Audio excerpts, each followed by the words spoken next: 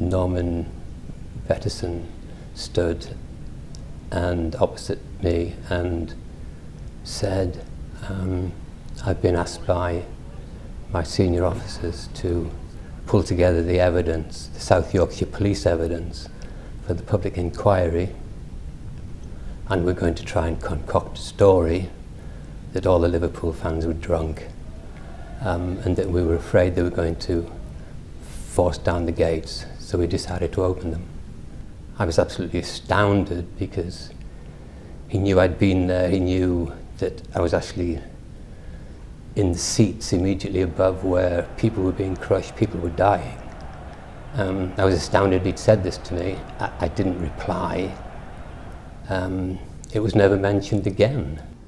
When he was talking about Hillsborough and what he was going to do, what was his tone? It was just matter of fact. It was just matter of fact. This is what I've been asked to do, and this is what we're going to try to do.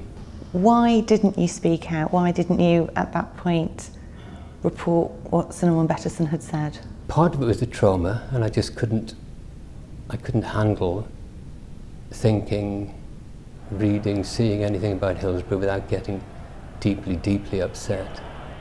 I think also I was afraid of not being believed, of being dismissed, ridiculed. And I think also it's got to be, I have to admit, that I must have had some fear of what South Yorkshire Police and Norman Peterson in particular would do. You know, would they seek retribution?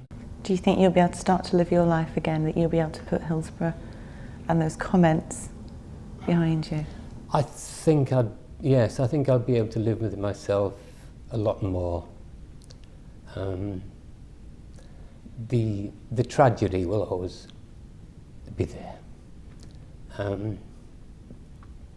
But I think the bad feelings about not speaking out, and I think I'll forgive myself. So Hillsborough will always be hard. But yes, I think I'll be able to move on.